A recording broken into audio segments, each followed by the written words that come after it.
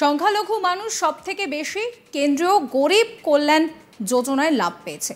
Ration থেকে বাড়িঘর সব পেয়েছে, কিন্তু তারা ভোট দেয়নি। আমরা চেষ্টা করেছি, সবার জন্য বিজেপি কাজ করেছে, সবাই ভোট দেয়নি। তো কি হয়েছে? ভোটে হারের জন্য সংখ্যালঘু ভোটকেই দায়ী করলেন দিলীপ ঘোষ। তিনি বলেছেন যে সংখ্যালঘু মানুষরা গরিব কল্যাণ যোজনার লাভ পেয়েও বিজেপিকে ভোট দেয়নি। মঙ্গলবার বাংলায় সর্বত্র সবুজ ঝড়, আর তাতে বধ হয়েছে বিজেপি। পরাজিত হয়েছেন তাবর তাবর সমস্ত বিজেপি নেতারা। বাদ যায়নি দিলীপ ঘোষ, তিনিও হেরে গিয়েছেন। এবারে লোকসভা নির্বাচনের দামামা যখন বেজেছিল, একেবারে প্রথম দিকে বঙ্গ বিজেপিকে টার্গেট বেঁধে দিয়েছিলেন অমিত শাহ। জানা গিয়েছিল বঙ্গ নেতাদের ওপর দায়িত্ব ছিল ৩৫টি আসন জেতার। কিছুদিন যাওয়ার পর সেই সংখ্যাটা কমে দাঁড়ালো ৩০-এ। নির্বাচন শুরু হওয়ার পর বিভিন্ন প্রচারে শুভেন্দু অধিকারীকে বলতে শোনা যাচ্ছিল যে ৩০টি পদ্ম দিন, ২৬ পর্যন্ত অপেক্ষা করতে হবে না, এই বছরই বিধানসভা নির্বাচন করিয়ে দেব। রাজনৈতিক মহলে বেশ গুঞ্জন উঠেছিল, তাহলে কি বঙ্গ বিজেপি নিজেদের সত্যি সত্যি এতটা তৈরি রেখেছে? শুভেন্দুকেও বেশ আত্মবিশ্বাসী দেখাচ্ছিল। তবে ৪ঠা জুন গোটা ছবিটাই বদলে গেল। গত লোকসভা নির্বাচনে বিজেপি যতগুলো আসন পেয়েছিল, এবারে সেই সংখ্যা ধরে রাখা তাদের পক্ষে সম্ভব হয়নি। দিলীপ ঘোষকে পর্যন্ত সাংসদ পদ খোয়াতে হয়েছে, বলা চলে ইন্দ্রপতন। সেই প্রথম থেকেই লড়াই করে সংগঠন দাঁড় করিয়েছিলেন তিনি।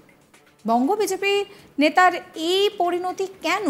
বৃহস্পতিবার সকালে নিউটাউন ইকো পার্কে প্রাতঃভ্রমণে আসেন দিলীপ ঘোষ। সাংবাদিকদের মুখোমুখি হয়ে সংখ্যালঘু ভোট প্রসঙ্গে দিলীপ ঘোষ বলেন যে সংখ্যালঘু মানুষ সব থেকে বেশি কেন্দ্রীয় গরিব কল্যাণ যোজনার লাভ পেয়েছে।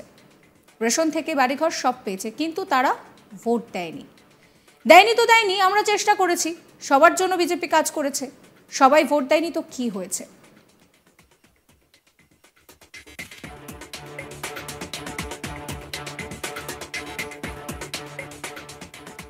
কি বলছেন দিলীপ ঘোষ, শুনুন।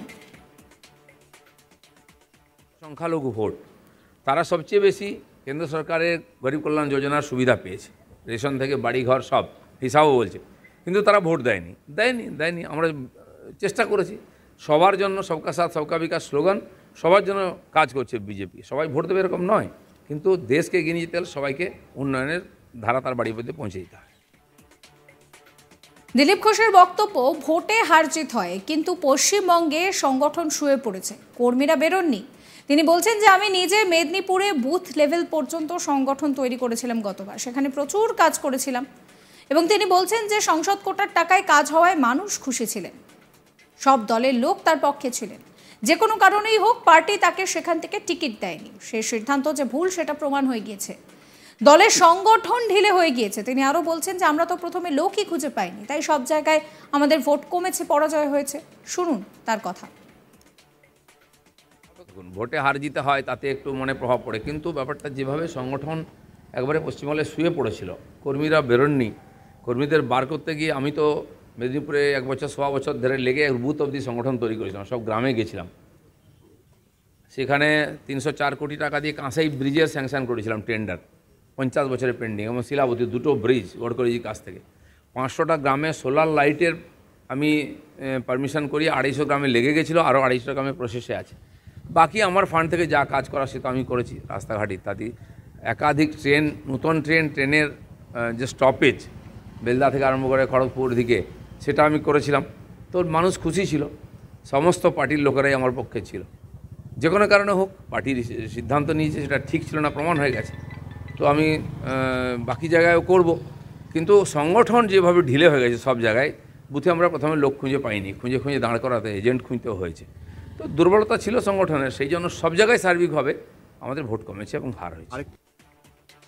এর পাশাপাশি বর্ধমান দুর্গাপুরের পরাজিত প্রার্থী দলীয় অন্তর্ঘাত তত্ত্ব নিয়েও কথা বলেন যে হাতি কাদায় পড়লে ব্যাঙ তো লাথি মারে, হাতি কাদায় পড়ে গিয়েছে। নাম না করে দিলীপ ঘোষকে তাহলে শুভেন্দু অধিকারীকে টার্গেট করলেন, যদিও খুলে তিনি কিছু বলেননি। পাশাপাশি তিনি বলেন যে মোদি অমিত শাহ জুটি আছে, এরা তো পুরনো পার্টনার, এদেরকে চিনি, এরা একটু বেশি দর হাঁকাচ্ছে, মানুষ ম্যান্ডেট দিয়েছে, সুশাসন দিতে হবে, সেটা যেন কেউ ভুলে না যায়। আঞ্চলিক দল নিয়ে তিনি বলছেন যে আঞ্চলিক দল তো সবসময় নিজের কথা ভাবে। অনেকে আগে নিজের স্বার্থে জোটে এসেছে, আবার নিজের স্বার্থে জোট ছেড়েছে, আবার ফিরে গিয়েছে। কি বলছেন দিলীপ ঘোষ এই নিয়ে শুনুন। একটা তো আপনি নিজেই বলছেন কাঠিবাজি চক্রান্ত হয়েছে আপনাদের আসন কমে। আমি বলিনি, আপনারা জিজ্ঞেস করেছেন তাই। কাঠি রাজনীতি হবে না, কাঠি কোথায় হবে? দ্বিতীয় কথা হচ্ছে যারা এইবারে শরিক হয়ে গেল তারা তো এমন এমন ডিমান্ড করছে, এই ডিমান্ডগুলো মানে সেই অলিক কল্পনার ডিমান্ড, মানে বলছে স্পিকারের পদ চাই, পূর্ণমন্ত্রীর পদ চাই। না, রাজনীতি এটাই, হাতি কাদায় পড়লে ম্যাও লাথি মারে, তো হাতি তো কাদায় পড়েছে, তো সেটা সবাই বার্গেনিং করছে। কিন্তু এটাও মনে রাখতে হবে নরেন্দ্র মোদী, অমিত শাহ আছেন, আর এরা আমাদের পুরনো পার্টনার, এদেরকেও আমরা চিনি। তারা একটু বেশি দাম রাখছেন, যতটা বেশি পাওয়া যায়। কিন্তু সরকার চালিয়ে লোককে সুশাসন দিতে হবে, কারণ লোক ম্যান্ডেট দিয়েছে বিজেপির পক্ষে এবং এনডিএর পক্ষে, সেটা যেন ভুলে না যান। আঞ্চলিক দল সবসময় নিজের কথাই ভাবে, তারা ইতিহাসই বলছে ওদের অনেক আমাদের পার্টনার ছিল, অনেক পুরনো, আমরা কাউকে ছাড়িনি, অনেকে নিজের স্বার্থে ছেড়ে গেছে, আবার নিজের স্বার্থে চলে এসেছে। দিলীপ ঘোষ এই মুহূর্তে দাঁড়িয়ে রাজ্য রাজনীতিতে সবথেকে চর্চার মধ্যে রয়েছে। তিনি পরিষ্কার বলছেন যে এই যে হার হয়েছে তা সেটা পর্যালোচনা করে দেখতে হবে। হার জিত লেগেই থাকে, কিন্তু তিনি বলছেন যে সবথেকে বেশি মানুষ কিন্তু এই কেন্দ্রীয় গরিব কল্যাণ যোজনার লাভ পেয়েছে, অথচ তারা কিন্তু ভোট করেননি। কিন্তু এখানে হেরে গেলে চলবে না। এই সমস্ত বিষয় নিয়ে দিলীপ ঘোষ ঠিক কী বলছেন শুনুন আপনারা।